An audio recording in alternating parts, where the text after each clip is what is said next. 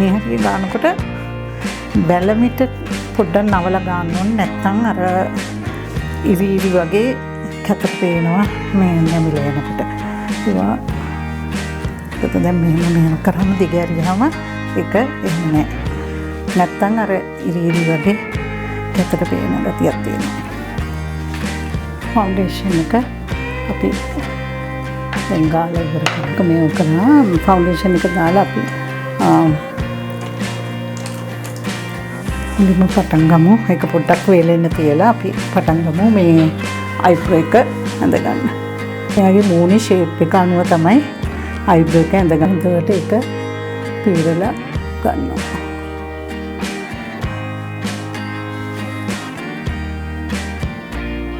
Eyeliner එක ලස්සනට ඇඳ ගන්නවා අපි ඒක.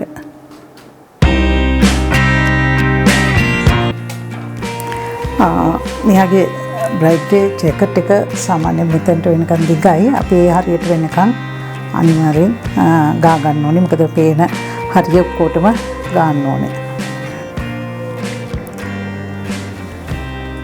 මෙයාගේ බැලමිට කවේ බැලමිට හරියට අපි චුට්ටක් මේක ගමු. මේ ඇඟිලි ගාලා මේ පුරුක් අස්සේ වුණත් ගන්න ඕනේ. මොකද නැත්තම් ඒවා අර කැතට පේනවා.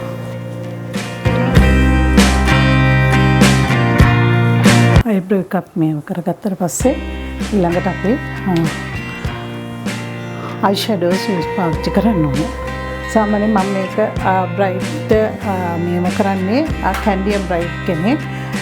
එයාට ගොඩක් වෙලාවට මේකප් එක මේව කරන්න ඕනේ ගෝල්ඩන් කලර් එකට හුරු පැත්තක්. මොකද කැන්ඩියම් බ්‍රයිට් කෙනෙකුට ගෝල්ඩන් පැත්ත එන්න ඕනේ. එතකොට මම පීච් බ්‍රවුන් ගෝල්ඩ් ඒ වගේ කලර්ස් මික්ස් කරලා තමයි අයි ෂැඩෝ එක ඇඳගන්නේ. අපි අඳින් බලන්න අයි ෂැඩෝ එක.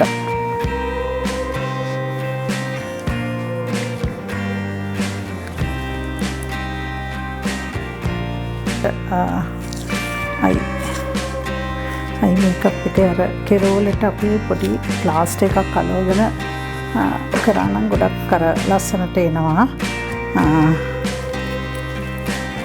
ඕකේ තමයි අවුට් ටෝන් එකට අපි ඩාර්ක් කලර් එකක්ද පාවිච්චි කරනවා. මොකද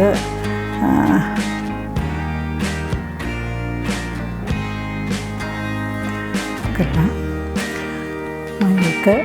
මම බ්ලැක් වලින් යන්තම් දැම්මේ. ඒක ආපහු මට මම ඒක ෂේඩ් කරලා ගන්නවා බ්‍රවුන් කලර් වලින්. ඩාර්ක් බ්‍රවුන් එකේ.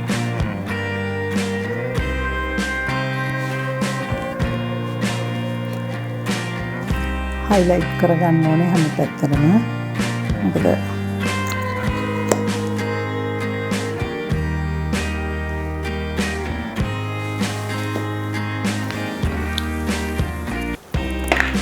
highlighting area වලට අපි ඔක්කොටම highlight කරගන්න ඕනේ.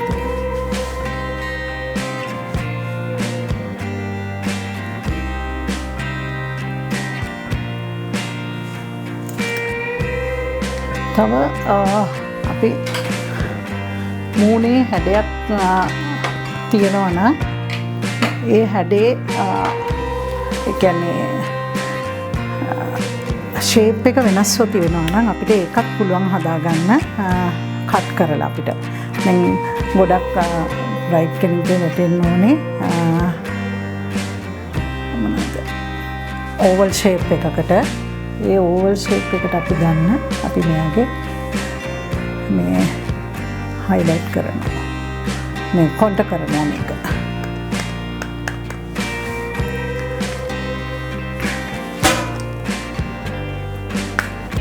පොඩ්ඩක් කම්පැක්ට් පවුඩර් ටිකක් දාගන්නවා. කම්පැක්ට් පවුඩර් වලින් එතකොට එක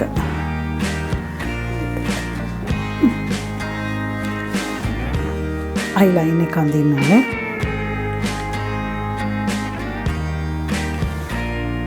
ඒක මැද ඉඳලා පටන් ගන්න ඕනේ.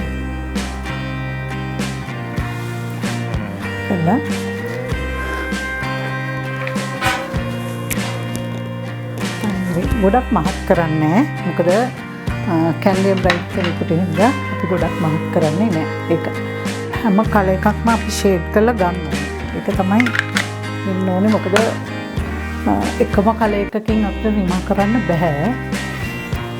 හරි. අපි ඊළඟට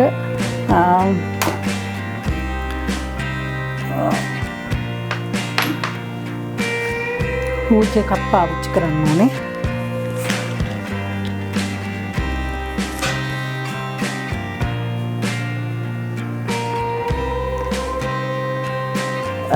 බ්‍රයිට් කෙනෙක්ගේ ගොඩක් වෙලාවට පවුන්ඩ් මේ රූච් එක ගන්නකොට ඒක ගොඩක් ගන්න හොඳ නැහැ.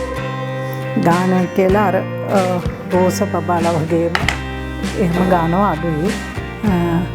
අපි උඩින් පොඩි පවුඩර් ටච් එකකුත් යන්න ඕනේ. එතකොට නැචරල් එයාගේ ස්කින් එකෙන් එන නැචරල් ලුක් එකක් ඒකේ එනවා.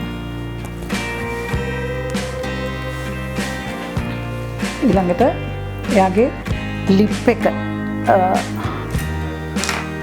එකේ ෂේප් එක ඇඳගෙන අපි ලිප් එකක්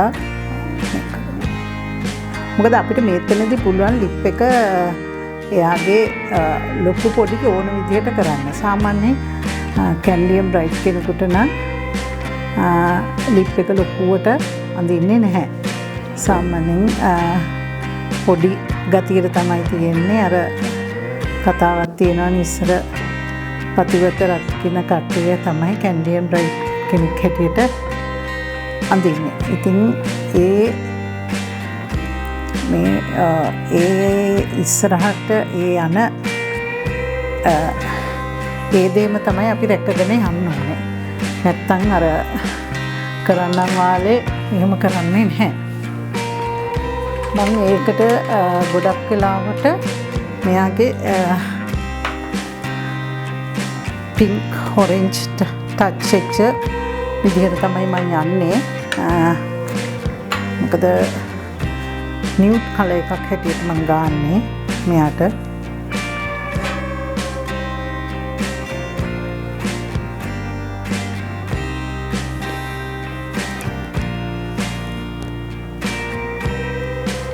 දැන් ගොඩාක් වෙලාවට නිවුඩ් කලර්ස් තමයි බ්‍රයිට්ස් වලට යූස් කරන්නේ. මොකද මේ දැන් තද පාට ගන්නවා අඩේ බ්‍රයිට්ස් වලට.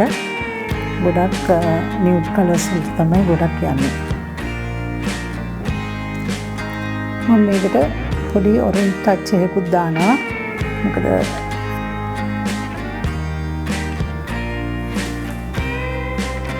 පොඩ්ඩක් ලයිට් කියනවා පොඩ්ඩක් ලිප් දෙක කරන්න කියලා. එතකොට ගාන්ට එතකොට ඒ බැලන්ස් එක ගන්න පුළුවන්.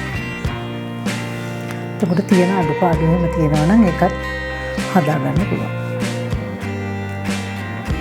දැන් මෙයා කොහොම හරි මෙයාගේ උඩට අර අයිලයිනර් චුට්ටක් ගෑවිලා තියෙනවා මේකේ.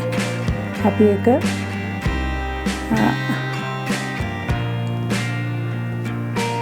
රිමූව් කරන්නේ එකපාරටම මේවා කරන්නේ නැහැ. මොකද මේ වගේ කොටන් බඩ් එකක් අරගෙන අපි ඒක අයින් කරන්න ඕනේ. ඔයගොල්ලන්ට ගොඩක් හොඳයි මේ වගේ දේවල් වෙනවා වුණාම.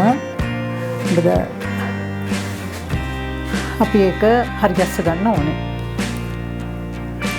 ගොඩක් වෙලාවට මේ උඩට අයිබ්‍රෝ අයිලයිනර් එක ගාපු එක එන්නේ නැහැ. මේ අයිෂැඩෝ චුට්ටක් මේ අයිනට පාවිච්චි කරාම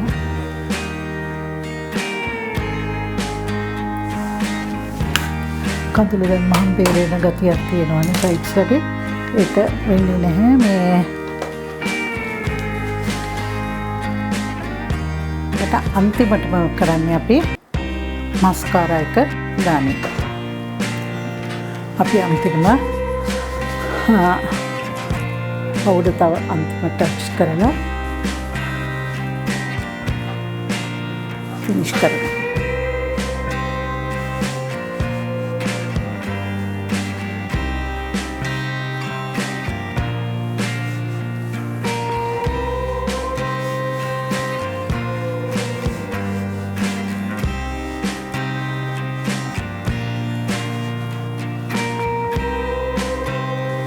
හරි අපි මේ ඇත්තටම ඉෂාරගේ මේ ආකාරයට තමයි අපි මේ මේකප් එක ඉවර කරේ. ඊළඟට අපි මේකප් එකෙන් පස්සේ තමයි අපි හාර් ස්ටයිල් එක දාන්නේ. ඒ හාර් ස්ටයිල් එක අපි දාමු බලන්න ඊළඟට. ඕකේ.